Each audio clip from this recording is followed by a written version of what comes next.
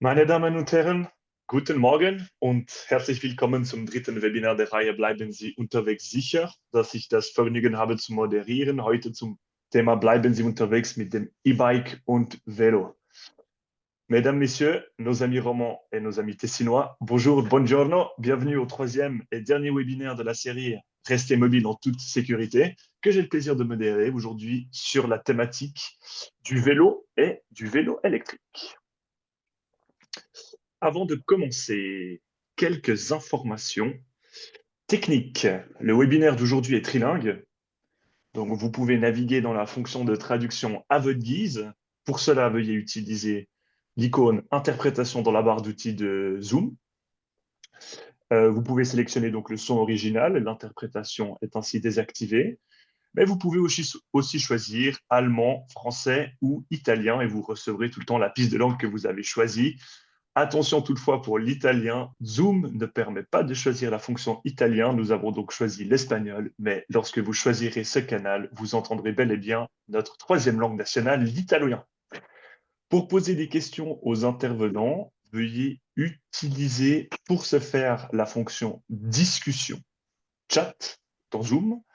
Vous trouverez aussi cette fonction dans la barre d'outils et sélectionnez l'option tous les participants et tous les intervenants.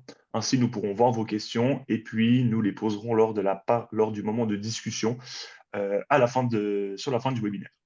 Si vous avez des questions concernant Zoom, plutôt des questions de type technique, veuillez les poser à la régie via le formulaire Q&R, Frage und Antwort.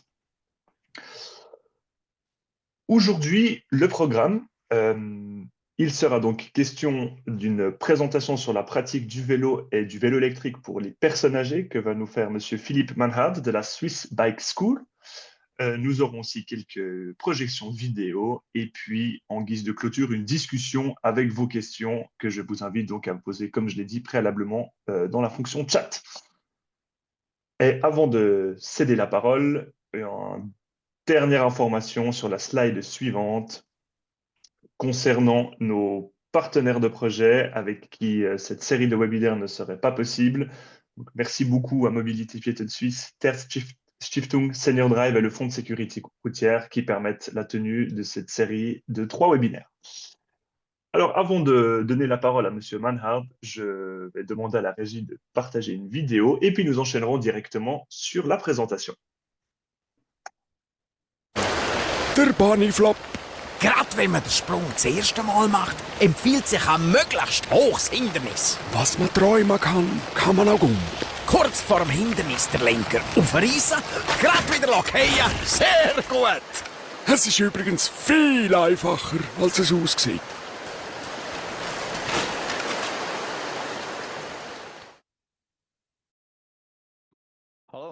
Bonjour à vous pour les 30 prochaines minutes avec moi. Les uns savent qui je suis, les autres non. Ça fait déjà depuis longtemps que je m'occupe des deux roues, donc pour le sport, quand c'est motorisé, mais aussi avec 4 roues aussi. Donc, c'est là de quoi je m'occupe et là, j'essaye de vous faire une petite présentation là-dessus. Donc voilà, comment se déroulent les 30 prochaines minutes. En premier lieu, je vais prendre quelques bases légales sur les e-bikes et ensuite à quoi attacher de l'attention quand on achète donc un vélo électrique. Où est-ce qu'il y a des différences entre les différents types de vélos électriques? Ensuite, quelques connaissances techniques si vous déplacez en vélo électrique. Ensuite, comme équipement, est-ce que c'est vraiment nécessaire de porter un casque ou est-ce que c'est juste quelque chose pour les jeunes? Et ensuite, pourquoi prendre des cours de vélo électrique et qu'est-ce qu'on y fait d'ailleurs? Et à la fin, vous avez peut-être encore de nombreuses questions à me poser et dans ce cas-là, j'essaierai d'y répondre après la présentation. Et, et vous pouvez donc les mettre sur le chat, donc la discussion. Donc peut-être d'abord définition de quoi on parle exactement.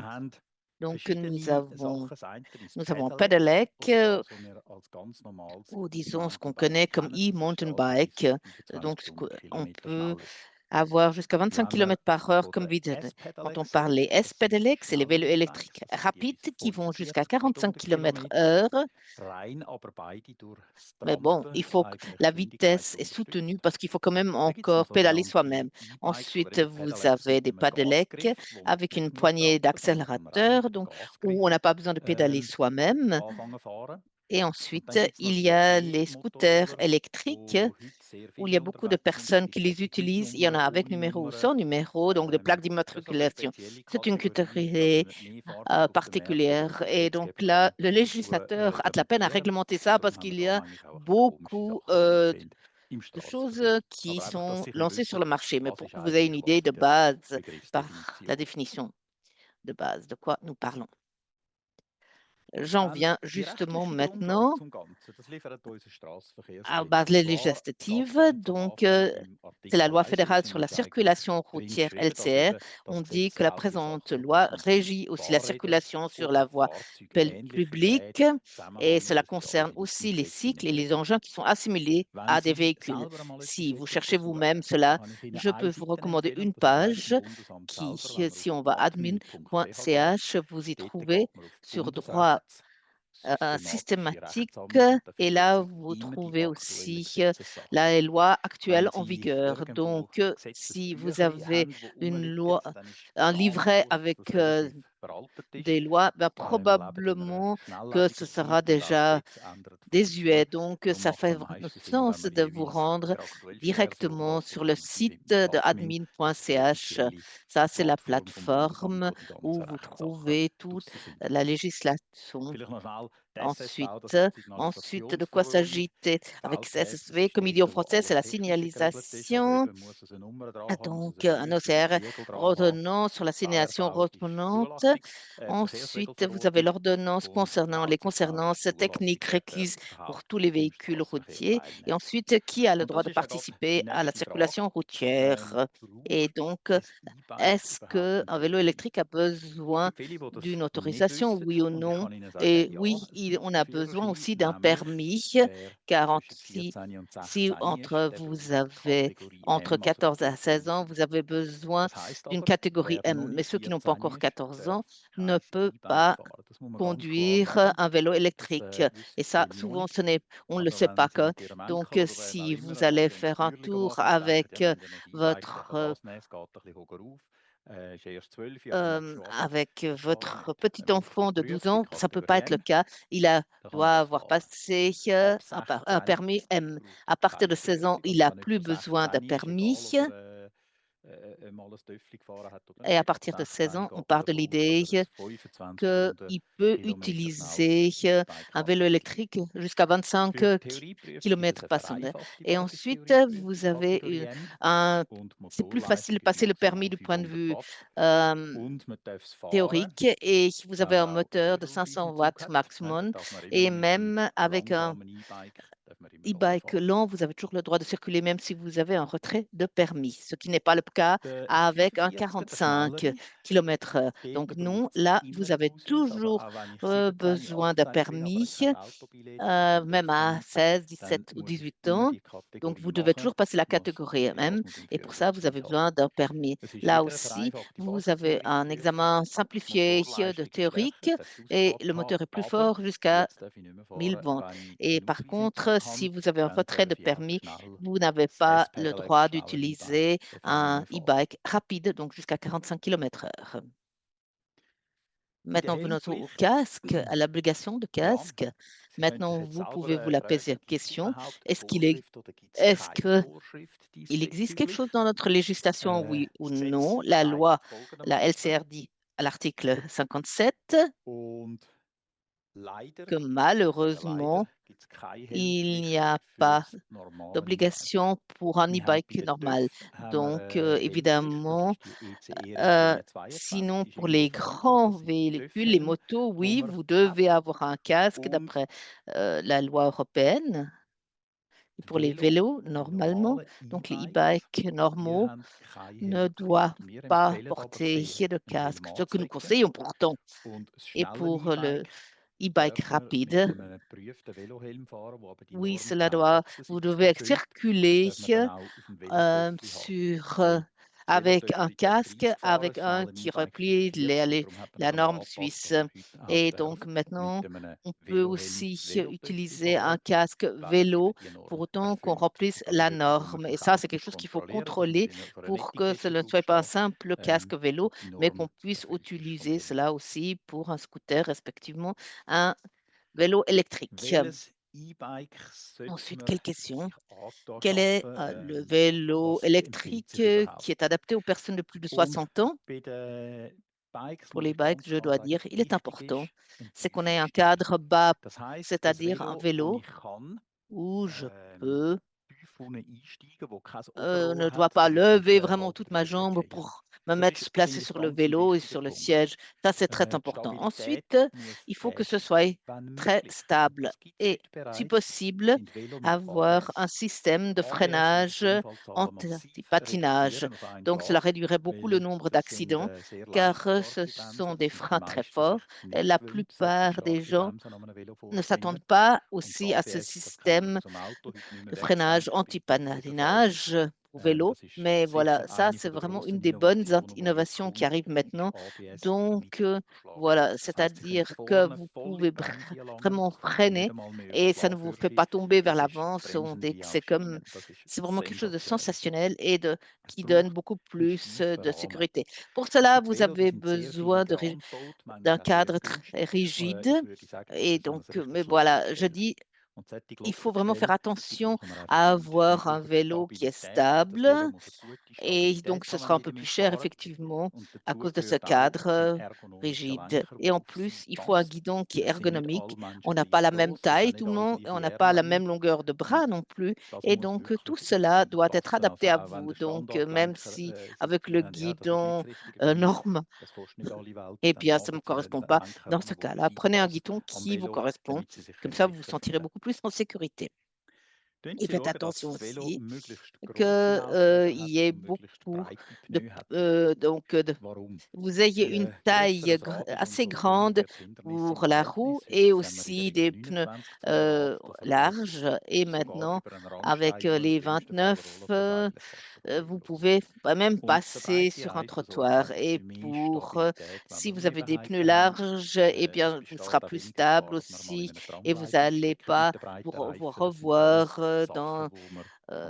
avec le tram s'il y a un problème que vous retrouviez là. Et donc, en plus, si vous êtes sur des gravillons, vous vous sentirez plus. Et comme on a un petit moteur, eh bien, cela donne un peu plus de résistance. Et c'est ce qu'on fait aussi, qu'aujourd'hui même, dans le sport, ça ne fait quasiment rien par rapport à la résistance. Donc, ça ne vous fera pas travailler beaucoup plus en pédalant. Ensuite, vous avez besoin d'une lumière installée de façon fixe. Et donc, il y a de pire. Si vous avez un magnifique valeur donc il faut vraiment que ce soit monté de façon fixe, installé. Vous pouvez simplement l'allumer ou éteindre et pas que vous devez le recharger comme ça à la maison. Donc, c'est vraiment extrêmement important. Et donc, j'ai une autre recommandation pour vous aussi, c'est d'avoir un rétroviseur. Ça vous permet de mieux regarder vers l'arrière, surtout sur le côté gauche, évidemment, et on voit mieux ce qui se passe autour de vous. Vous n'êtes pas en train de tourner la tête ou de bouger sur votre vélo. Et voilà, vous êtes tout droit et vous pouvez simplement regarder ce qui se passe derrière grâce à ce rétroviseur. Là, vous voyez mieux ce qui se passe autour de vous dans la circulation. Et ma recommandation est très claire. Achetez un vélo qui fait jusqu'à 25 km/h. Le 45 km/h, c'est seulement pour les gens qui vont au travail tous les jours avec le vélo. Et sinon, vous aurez plus de plaisir pour vos loisirs, pour des 25 km/h.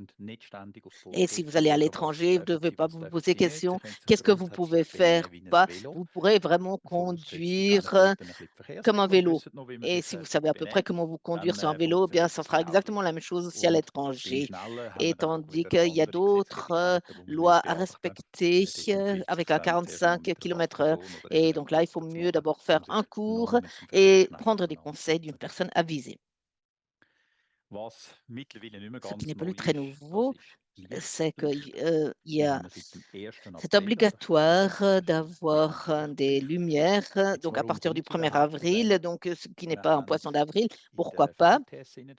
C'est donc sur l'ordonnance technique, on parle aussi de la lumière et le e-bike, c'est un véhicule sur la route et ce n'est pas un vélo simple et c'est pour ça que les e-bikes doivent être équipés de lumière aussi pour le jour. Au début, on s'en était pas rendu compte, mais maintenant on le sait.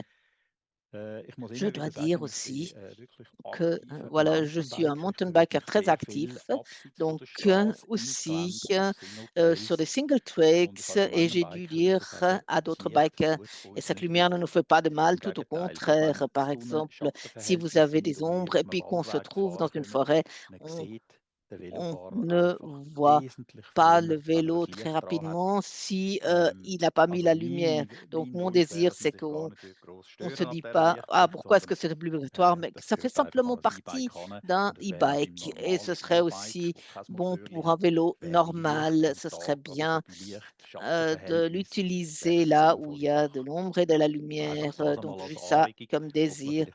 Si est-ce qu'il ne faudrait pas allumer, la lumière? En général, ça ne fait pas de mal.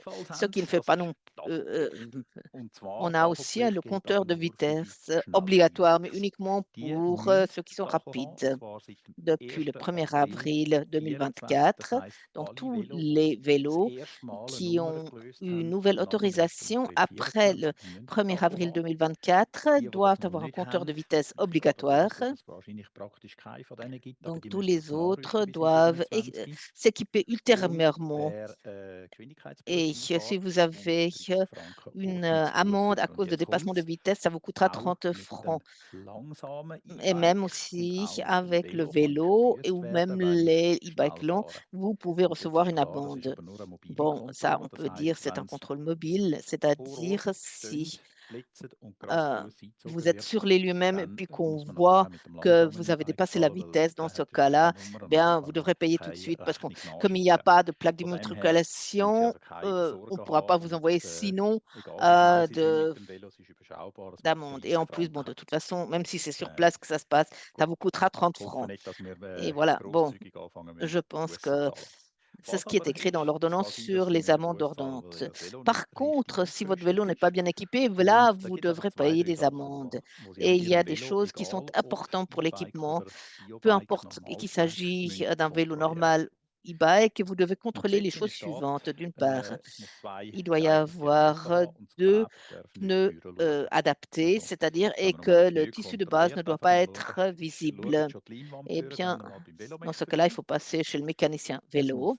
En plus, il faut avoir 2 freins devant et un pour la roue arrière et et si ensuite vous vous promenez avec, vos, petits-enfants, peut-être regarder aussi le BMX et voir qu'est-ce qu'il y a comme frein et parfois, c'est quelque chose qui n'est pas adapté à la route et qui n'est pas autorisé là-dessus. Donc, ce qu'on utilise dans des Amtrex, dans ces centres, eh bien, ces vélos-là, c'est des vélos sportifs qu'on utilise dans ces centres, mais qu'on ne doit pas utiliser sur la route. Et si vous avez un accident, dans ce cas-là, vous avez le problème de la responsabilité civile et votre assurance ne voudra peut-être pas payer. Donc, mieux vaut s'imaginer avant ce qui pourrait se passer pour voir si les vélos des jeunes sont autorisés, oui ou non. Ensuite, évidemment, la lumière aussi. Alors ça, il faut toujours avoir des lumières pour la nuit et aussi en fin de journée. Et il faut aussi avoir un catadioptre. Et maintenant, la grande différence, un vélo bio sans moteur n'a pas besoin d'avoir de sonnet, tandis qu'il faut en avoir une sonnette pour les vélos électriques. Donc la loi avait supprimé la sonnette pour les vélos normaux, mais bon, voilà. Mais c'est toujours encore obligatoire pour les e-bikes, puisque ça fait partie des autres véhicules. Donc, ça fait une dérangeant. Donc, si vous avez un e-bike, vous devez avoir une sonnette installée de façon fixe. Ensuite, le miroir et la plaque d'immatriculation. Ça, évidemment, si c'est un vélo pour 45 km/h, ça doit y être. Ensuite, la question, on pose la question, surtout ceux qui n'ont pas de moteur disent, est-ce que c'est vraiment le e-bike? Est-ce que c'est si sain? Ce sont des gens qui ne sont pas en bonne santé. Et on a fait une étude, une grande étude même, avec beaucoup de participants. Et on a constaté que ce n'était pas le fait, que ce n'est pas pour les paresseux, tout simplement parce que le biker s'approche toujours de sa limite personnelle, peu importe que ce soit un vélo conventionnel ou un e-bike. Simplement, on avance plus vite avec un e-bike. Mais si on conduit un e-bike, c'est aussi sain et promeut la santé comme un vélo normal. Et l'avantage est des personnes qui ne sont plus tellement actives, eh bien, ces personnes ont un accès à une mobilité plus grande et cela est meilleur pour les genoux. Et on sait que si on ne peut pas tout faire ce qu'on pouvait faire avant, on peut rentrer chez soi en enclenchant le moteur. Mais je bouge plus. Et c'est ça qui nous rend plus sains et qui nous maintient en bonne forme. Donc, tous ceux qui y réfléchissent maintenant, quand ils sont déjà un peu plus vieux, est-ce que je devrais de nouveau acheter un vélo? Et si oui, un e-bike, eh bien la réponse, oui, allez-y et achetez un vélo électrique. Donc, moi, j'ai seulement 47 ans, donc je ne suis pas encore si vieux, mais même moi, je conduis aussi au quotidien un e-bike. Ça a beaucoup d'avantages pour moi et c'est légitime. Maintenant, un sujet qui nous fait moins plaisir, c'est les accidents. Les accidents avec l'e-bike ont vraiment beaucoup augmenté, donc le risque de blessure est élevé, souvent parce que les gens ne sont pas bien équipés pour se protéger et ensuite ils ne connaissent pas assez bien ces vélos. On est beaucoup plus rapide, donc pas seulement en descente, parce qu'il y a plus de masse et des mouvements plus rapides, mais aussi en montée, évidemment. Et la plupart des accidents se passent quand tout va tout droit et quand on est seul, sans collision, et quand on se trouve dans une localité, quand on avance tout droit. Donc, parfois, c'est parce qu'on n'a pas réussi à freiner assez rapidement, ou bien, voilà. Et plus on devient âgé, eh bien, le risque d'accident est plus grand. Et aussi, si on s'est blessé, ça prend plus de temps jusqu'à ce qu'on soit de nouveau en forme. Et le vélo ne devrait pas vous mettre en danger. C'est pourquoi il est important de réfléchir à cette problématique. Et là, c'est pour ça qu'on vous a montré ce film au début, le bunny flop. Il est plus simple de faire ces sauts que ce qui semble au début, mais il faut quand même aussi apprendre un peu comment manier un vélo électrique et il faut y réfléchir. Et je vois que chez moi, ah, voilà, non, j'arrive au prochain slide. Je croyais que ça s'était accroché.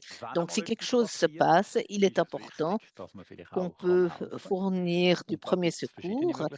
Donc, ceux qui n'a pas suivi un cours de premier secours, eh bien, je vous conseille dans ce cas-là d'en refaire un.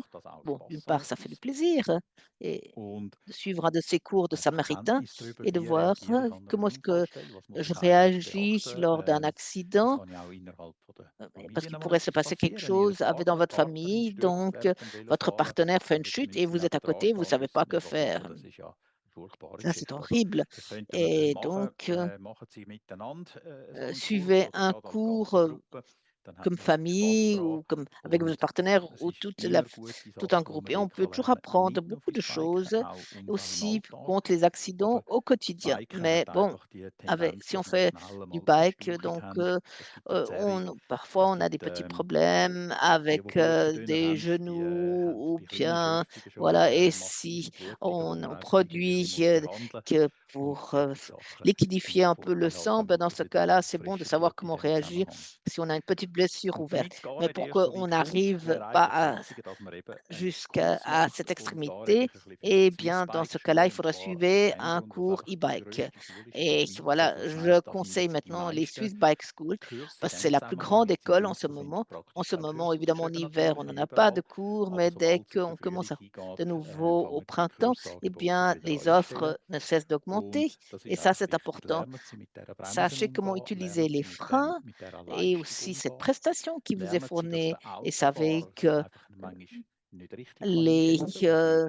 on a l'impression que vous êtes pas très rapide alors que c'est le cas, donc c'est difficile pour les automobilistes d'estimer cela.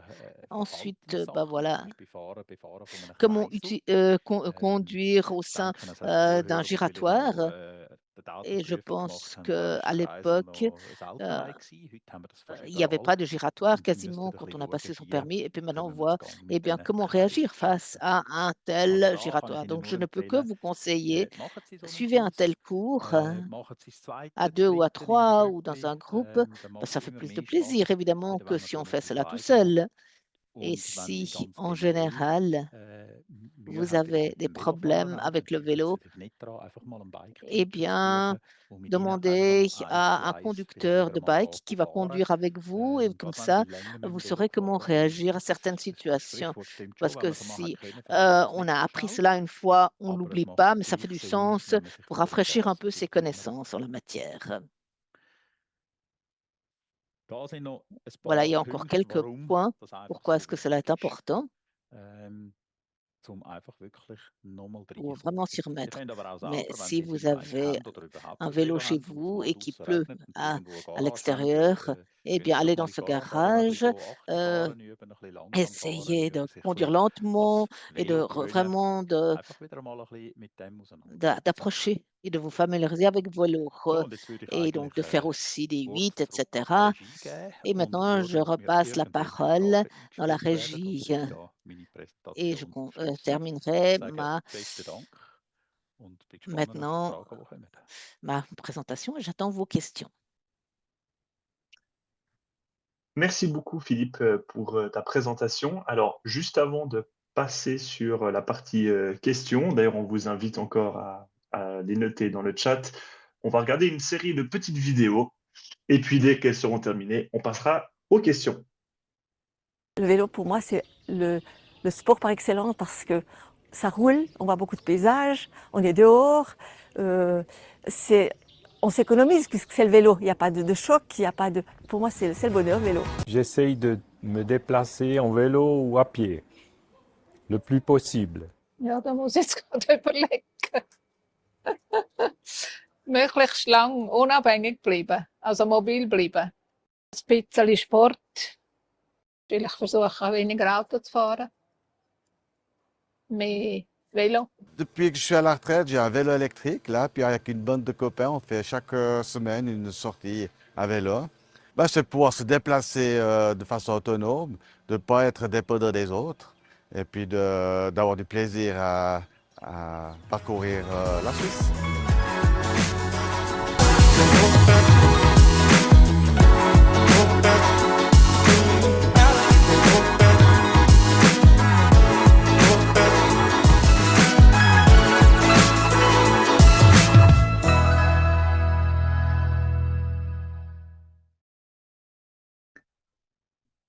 Voilà, alors passons à la partie questions. Une première question qui est venue dans le chat pour toi, Philippe. Est-ce que le ABS, le système ABS permet d'éviter le type d'accident qu'on a vu en introduction de ta présentation? Est-ce qu'on évite de faire un bunny flop avec un système ABS? Das ist richtig. Also der Führerscheinüberschlag ist nicht mehr möglich. Donc, il est plus possible vraiment de se catapulter comme ça, comme on a vu, car la roue arrière ne peut plus se lever. Ça ne signifie pas que si vous arrivez dans un obstacle fixe, donc par exemple, comme si vous tombez contre un vélo, ben oui, vous tomberez toujours, mais vous êtes sur une droite et que vous utilisez les freins devant, dans ce cas-là, vous n'allez plus sortir de votre vélo, peu importe que vous soyez sur des gravillons ou bien que vous soyez sur une route normale avec asphalte. Très bien, merci. J'écoutais la traduction en même temps. Une autre question. Tu as montré les cours de perfectionnement vélo que tu fais avec la Swiss Bike School, notamment pour la conduite des vélos électriques. Est-ce qu'il y a beaucoup de personnes âgées? Première question, est-ce qu'il y a beaucoup de personnes âgées qui suivent ces cours? Et puis deuxièmement, quels sont les besoins spécifiques de ce groupe cible? De ton expérience, qu'est-ce que tu remarques lorsque il y a des personnes âgées qui viennent suivre ces cours avec un vélo électrique?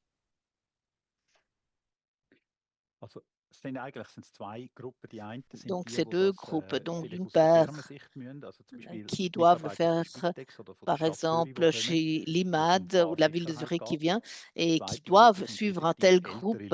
Et sinon, deuxième groupe, c'est les personnes plus âgées en disant, j'ai acheté un vélo électrique, je vais en acheter un et je voudrais me familiariser avec cela. Et donc, parfois, ces personnes n'arrivent plus vraiment bien à bouger, ne sont plus très agiles et de tourner la tête, de voir ce qui se passe derrière. Et donc, de vraiment percevoir toute la circulation. Au début, on se concentre vraiment sur le vélo et qu'on regarde plus ce qui se passe dans la circulation par ailleurs. Sinon, c'est les règles de circulation qu'on a oubliées et souvent on constate cela. Et évidemment, le sujet le plus important, c'est freiner. Souvent, ces personnes ont peur. Et deuxièmement, des connaissances qui manquent, comment savoir freiner. Merci. Là, tu parlais de personnes âgées qui ont peut-être des fois de la peine à se retourner, à regarder ce qui se passe dans la circulation en général. Là aussi, un peu deux questions. Est-ce que le vélo est conseillé pour toute personne malgré tout problème de santé ou est-ce qu'il y a des fois des situations où ça devient compliqué? Deuxième question qui la suit, est-ce qu'il y a d'autres types de vélos aussi que vous recommandez des fois dans vos cours, des trikes, voilà, des vélos adaptés aussi aux personnes à mobilité réduite?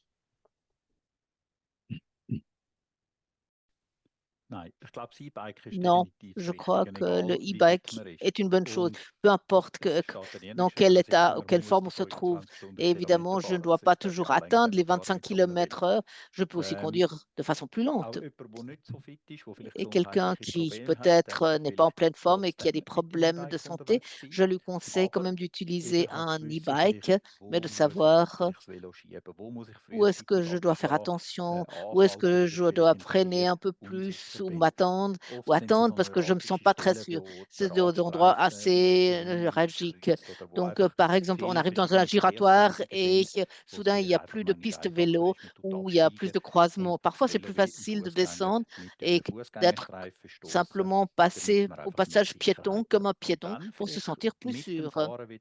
Et peut-être, donc, une fois, on peut s'exercer pour être de nouveau en meilleure forme et ensuite, plus tard, on pourra conduire tout le temps. Oui, mais ce n'est jamais faux de s'arrêter et de pousser son vélo quand on ne se sent pas sûr.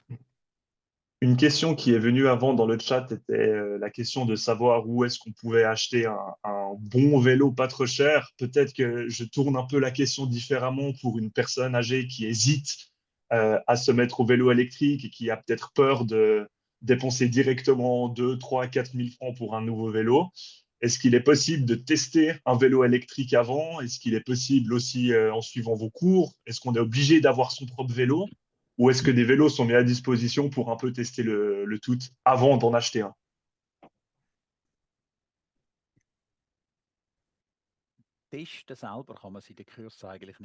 Donc, on ne peut pas tester dans les cours. Nous avons des e-bikes qu'on met à disposition. Donc là, on en discute avec les producteurs qui nous mettent 1 à 2 vélos à disposition pour que les personnes se rendent compte de ce que c'est aussi comme marque. Mais ce n'est peut-être pas le meilleur e-bike pour la personne qui va le choisir. Mais il existe beaucoup de marchands de vélos qui ont un excellent choix où on peut tester aussi les vélos. Ensuite, nous avons quelques grandes chaînes qui ont des filiales et sinon, il faut trouver un mécanicien dans lequel on a confiance. C'est comme avec un dentiste quasiment. Et ensuite, déclarer ses besoins et se dire quels sont mes besoins. Est-ce que j'en ai besoin au quotidien ou pour aller en vacances? Est-ce que je voudrais passer sur des chemins avec des grévillons? Est-ce que je vais rester dans le pays plat ou sur le plateau ou est-ce que je vais monter en montagne avec? Donc, réfléchir à ses propres besoins et ensuite aller avec cette liste vers chez les marchands en disant, voilà mes besoins et quels sont ce que tu me conseillerais.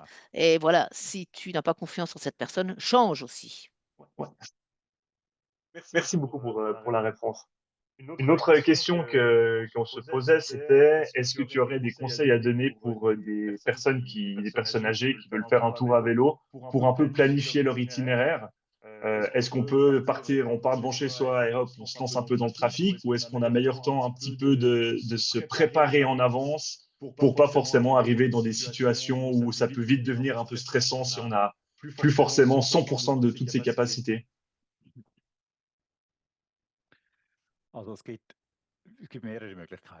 Donc, il existe plusieurs possibilités. Donc, d'une part, si on planifie soi-même son trajet, eh ben, il existe des applications qui sont configurées pour le e-bike en disant, voilà, Komoot, par exemple, est une de ces plateformes. Ça signifie qu'il faut connaître le trajet et savoir comment on charge ça sur une appli pour la navigation. Et s'il y a des gens qui disent, ou je voudrais avoir un backup avec moi pour ma dans ce cas-là, vous avez e-bike tours que vous pouvez passer en passant par le TCS qui promeut cela. Ils ont 90 tours par année qui ont lieu dans toute l'Europe. Vous pouvez y aller, vous êtes dans un car et ensuite vous avez un guide qui vous conduit et si vous avez plus de force, eh bien, on va vous chercher avec le car. Et donc, il y a beaucoup de très bons tours qu'on peut ici quasiment acheter. Et je vous conseillerais donc, faites d'abord un tour guidé quand vous voyez comment cela se passe et que vous vous sentez en sécurité. Dans ce cas-là, eh bien, planifiez votre propre tour individuel. Et sinon, vous allez prendre un cours GPS, mais ça, ce serait en fait, voilà, vous saurez quand même mieux naviguer après. Très bien, merci pour tous ces conseils. Peut-être je vous invite encore à noter quelques questions si vous en avez une. Sinon, là, je note une des dernières questions pour cette discussion. Les personnes âgées qui suivent les cours de perfectionnement de conduite cycliste, est-ce que tu as un peu une idée du type d'usage que ces personnes font de leur vélo? Est-ce que c'est très divers? Est-ce que c'est très varié? Est-ce que c'est plus pour les loisirs? Est-ce qu'au début, les gens font ça plus pour faire un tour à vélo, puis ensuite l'utilisent presque tous les jours à des fins utilitaires?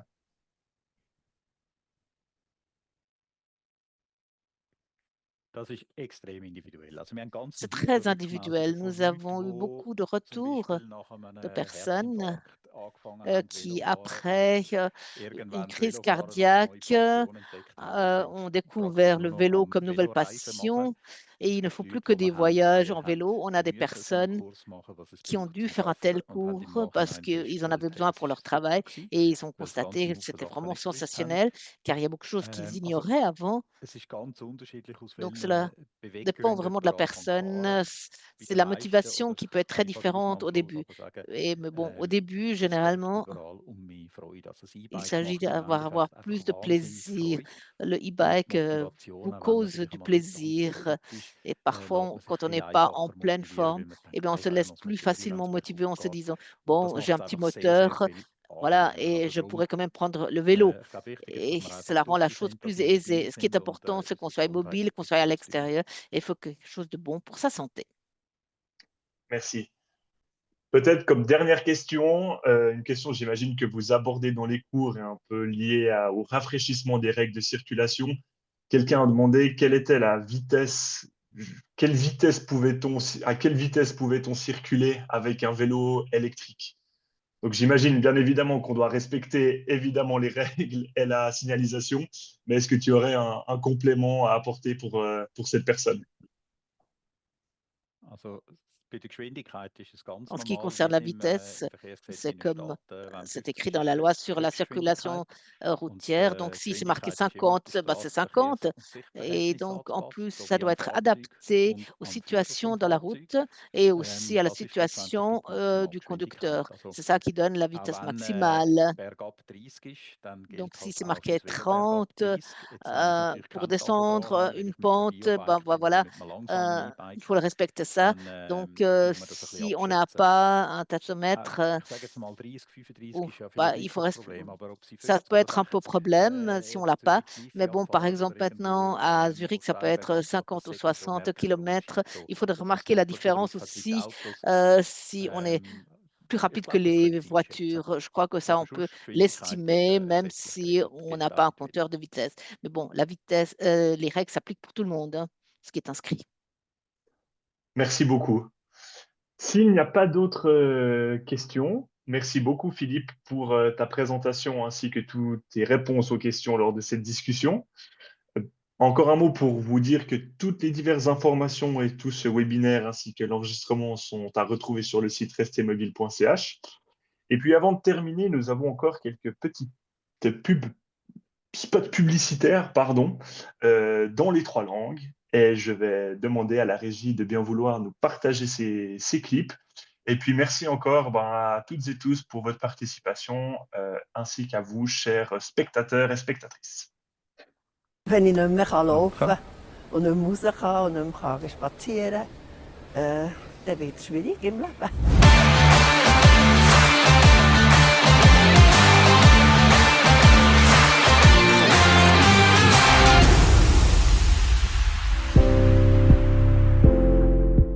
Rester mobile, pour moi, ça signifie une bien meilleure qualité de vie.